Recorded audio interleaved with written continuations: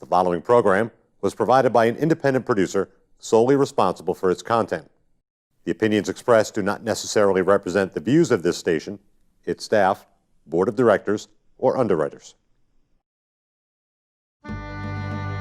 As a former New Hampshire state representative who marched with Dr. Martin Luther King in 1963, he currently serves on the New Hampshire Commission for Human Rights.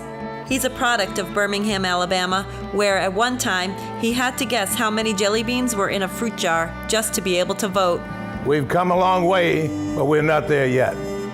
Together we will explore the visible laws, invisible laws, and the structures above and beneath our human surface that keep us reaching for the stars.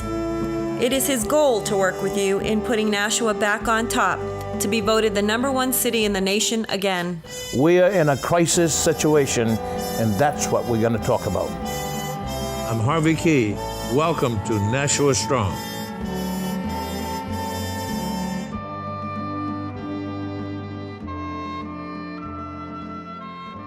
Good afternoon, Nashua. You are now looking at Harvey Keye, who's the host of Access Nashua. Nashua Strong, yeah. I can't forget strong because that's what this show is all about.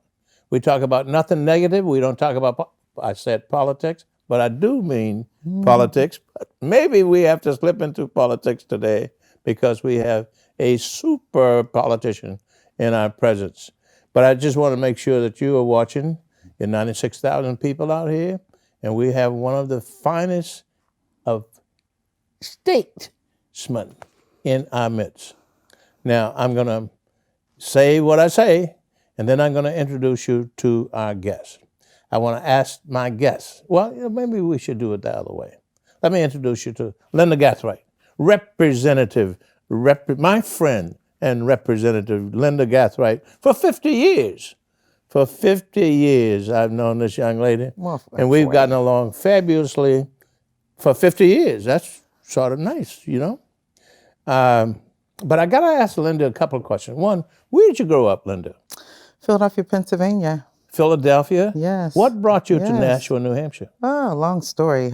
Make it short. Make it short. Husband changed jobs and moved to New England. So at the time I worked for Bella PA, we were part of Ma Bell. Yeah. So I was able to transfer to New England Tel at that time. And that's where I met you. That was in 1979. Yeah. Yeah. You came here in 79? Yes. Now, we met you as a family. In 1979. Was it 79? Yeah. But we were here already. You were already here, right? Yeah. I met you and several other families of color Yeah, at the same time. Thank you very much. Yes. Yeah. And we still communicate with some of them that Absolutely. are still around. Yes. Yeah, that's great. Those that are still around. Now, which school did you go to? In Philadelphia. Philadelphia, I went to West Philadelphia High School. And which school did you go here in New Hampshire? And here I went to Daniel Webster College. And which school did you go here? You went to another school too. No. Didn't you get a master's degree? No, I have an associate and a bachelor's.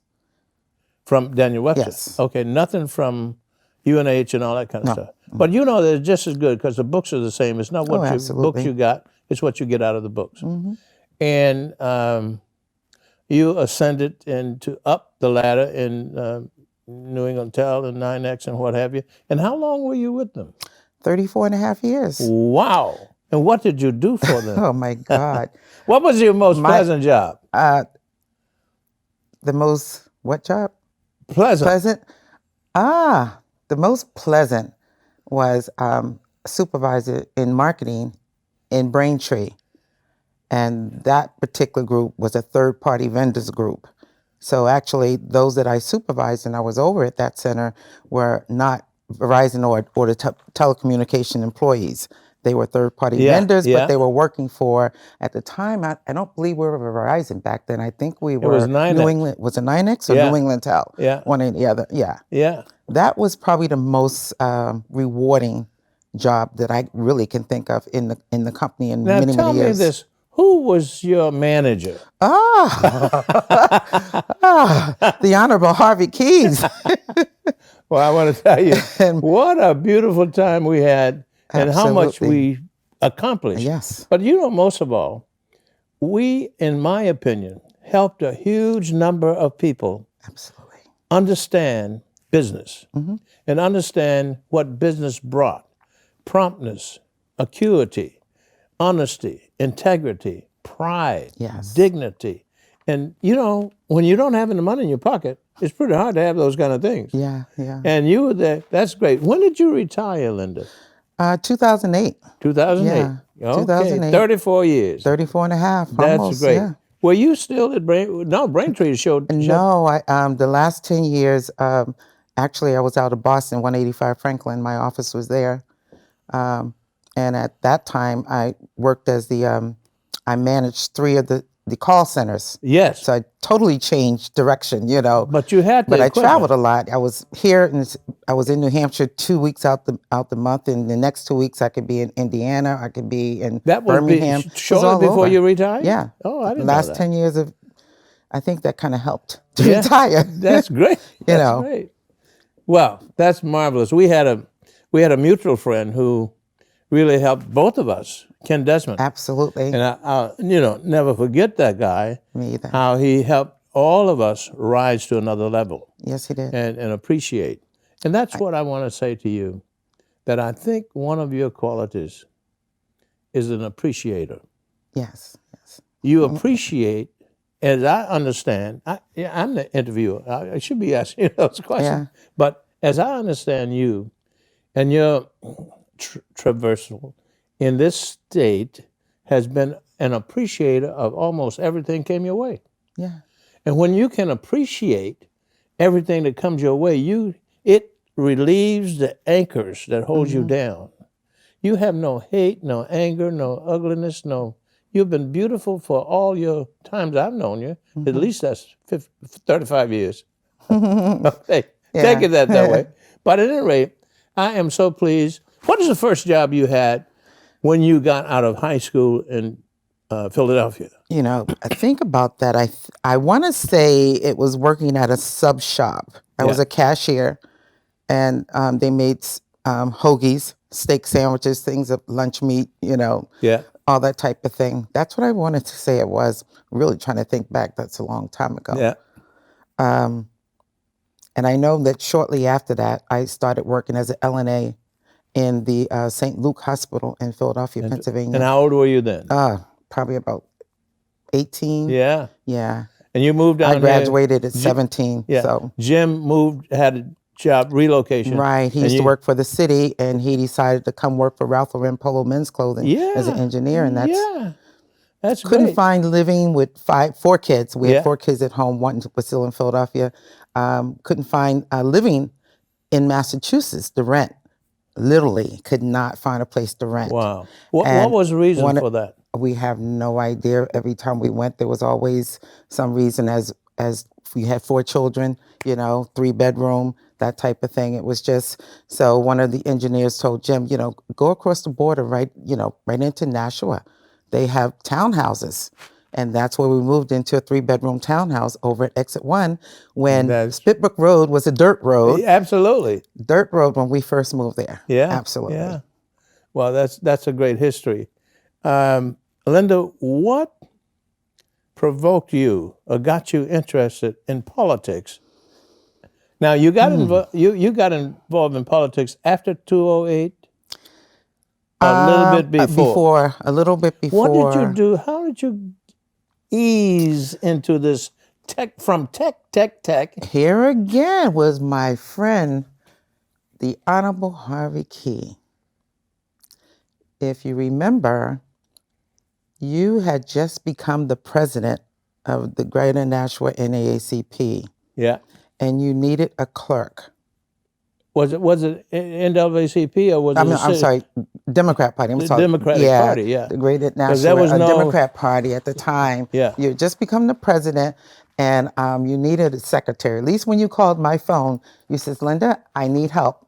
And I'm like, help for what? And you said, I need a secretary. I didn't even know the rest of it. I just said, okay, I'll do it. And then I found out that it was for the Democrat Party, and it didn't matter. I was out actually to help you. Thank you. Someone that's always been in my corner. Wow. Folks, did you hear that? Because of Linda, I got to be accentuated.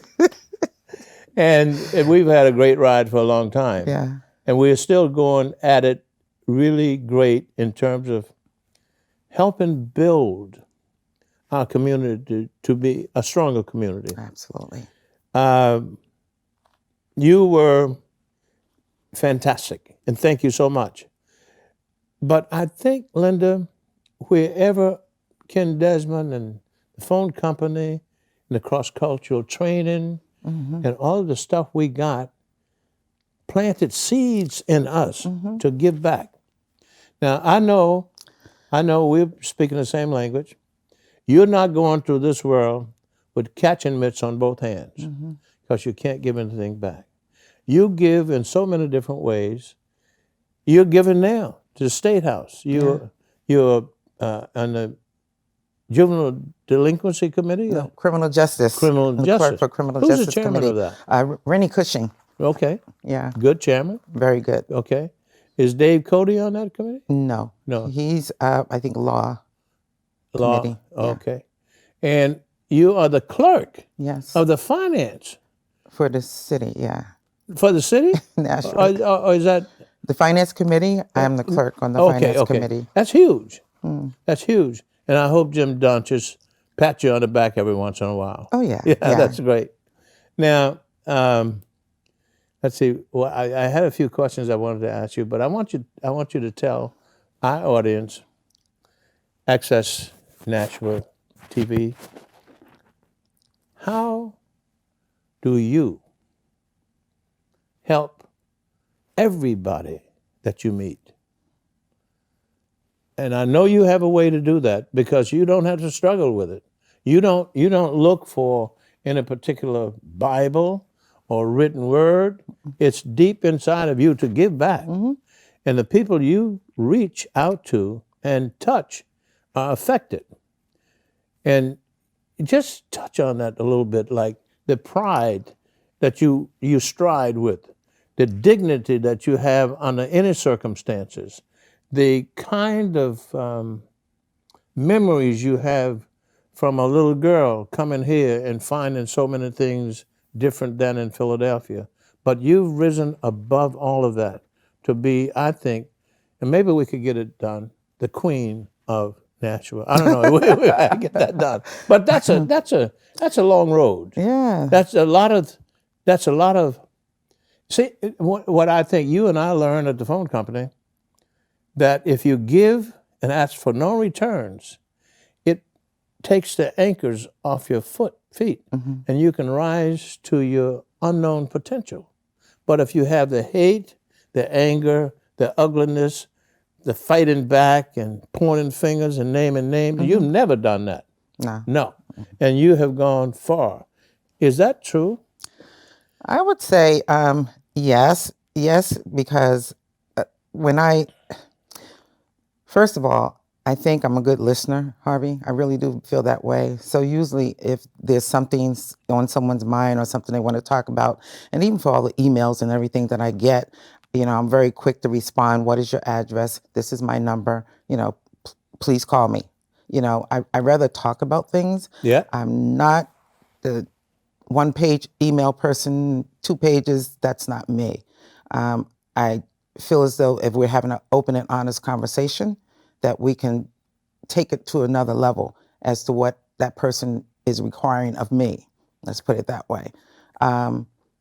I definitely believe that I'm an honest person, very open, and I believe that as people get to know me, they know that side of me. I kind of don't listen to the negativity. Thank you. At all. Don't respond. People might say, well, she doesn't even respond. Nope. I have no place in my life for negativity. And, I just really have to stay as much as I can on a positive note, not to say things don't bother me or hurt me or disgust me or those things, but I try to put it in a way to let that person or those people know just how I feel without the hate piece, really. So I think that's so laudable. And I think most of the philosophers today are saying if you could find some place in your consciousness to forgive everybody who has either intentionally or unintentionally done you harm, forgive them. Now that's a That's a long road. Yeah. But as I use that today, and I go back to the segregated South, where they treated me poorly for a long time. But I forgive them. Yeah. Okay, it's hard, Yeah. hard. But I find myself capable of going further into the realm of forgiveness when I have forgiven those people. So that's a touchy thing. It is a touchy thing. You know, and it has nothing to do with any particular thing. It's the philosophy and what I have bought into as I have traveled these roads. And much of it came from you guys at the phone company and helping me do that. Yeah. One thing I can say is, and I'm not sure about what happens there now, but I think of the many years of diversity training that we had in the telephone company, where there would be maybe 20 people of color, mix of every race, basically in maybe a week or 2 week training, just to kind of get to know and understand the different nationalities. You know what I mean? Which really worked good. I remember Ken Desmond when he was over. I think he was over Maine, Massachusetts, and New Hampshire, I think were the 3 states at the time. And when he came here, he found that we had no type of diversity organization or nothing in New Hampshire. I worked in New Hampshire at that time. And he started, it was Paul Labonte was the president, and I was the vice president. And I just remember Myrna Chen. Remember the names? Great people in my life. And during that time, that was a much younger Linda. But I think through all of that and in my work in Massachusetts, because I've worked Lawrence, Lowell, North Andover, Boston, Nashua, Manchester. So I've been all over in the company working. And but let me just segue a little bit. When I went to work with the phone company, you were already there. But when I started with the phone company, I went to repair. And in repair and in installation, if I was a manager, and I had to get certain things done. And I think you remember this. I remember. When I wanted to get a troubleshot 10 miles down the road, I found nobody could do it. And finally, I hooked up with you. And Linda, you saved my life. You saved my job. You could shoot in trouble. They said, well, we'll get a Christian over here to shoot this trouble. I said, no, give me Linda. Linda would have the thing done in a nanosecond. And that's the beauty of really the training and the education that they gave us. And I can't thank you enough for bringing that ideology, those ideas. And you carry those with you with such a strength. You know, when you walk into a room, I know they listen. I want to go back a little bit to you say you listen a lot. The most critical part of communication is listening. And if, as human beings, we're built with 2 ears, 1 mouth, and we should use them the same way. Listen twice as much as you speak. That's true. But I'm just so proud of you and what you're doing and bringing to our city strength. And the other thing is you're touching the souls of young people about pride. And respect is number one, I think, in your vocabulary, that you must respect your parents. You must respect the police department. You must respect the education department. You must respect the whole ball of wax of government in order to participate properly. That's right. And that's what you're doing, and I'm so proud of you. And I'm not going to keep you because I know you're busy. But thank you so much for coming on to Nashua Access. Access Nashua. Strong with Harvey Keye. And my dear friend, Linda Gathright, for 50 years, is still making tracks out there. She's in the State House, she's in the City House, and she's in your home trying to help your kids understand life is about giving, serving, asking for no returns, and take whatever you get with extreme humility. Thank you, Nashua, for listening to Access Nashua. We are so proud to have this young lady, and we're going to let her go now and have a great day. Thank you so much, Linda. Don't Thank forget you. to vote on November And don't 3rd. you forget to vote. There she goes again. Don't forget to vote. Please vote. We need it like you've never needed it before. Thank you, Nashua. See you next time.